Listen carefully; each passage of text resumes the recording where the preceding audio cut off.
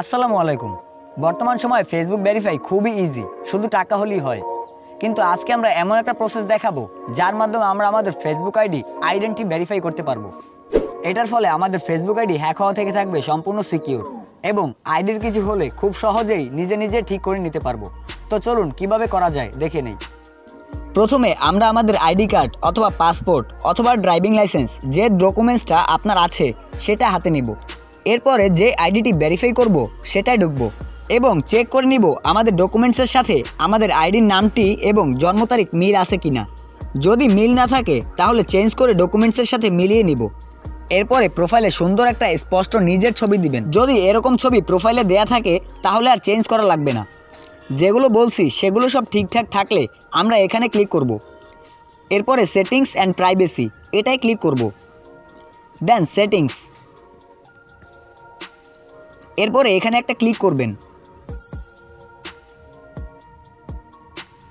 দেন personal ডিটেলসে click করবেন। দেন identity confirmation এটাই যাবেন। এরপর কনফার্ম ইউর আইডেন্টিটি এটাই ক্লিক করবেন। এই যে নিচে এই অপশনটায় ক্লিক করবেন। এখান থেকে আপনার কান্ট্রি সিলেক্ট করবেন। এরপরে আপনার আইডিতে যদি 2 ফ্যাক্টর চালু করা না থাকে তাহলে এখানে ক্লিক করে চালু করে নেবেন। আমরা ধরে নিলাম আপনার আইডিতে 2 ফ্যাক্টর চালু করা আছে। এরপরে এই যে এই অপশনটা নোটারাইজড ডকুমেন্টে ক্লিক করবেন।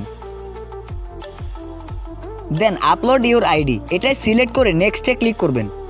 এরপর আপনার কাছে যে ডকুমেন্টস আছে যেমন passport, driving licence, national ID যেটাই থাকুক না কেন এখান থেকে সিলেক্ট করে নেক্সটে ক্লিক করবেন।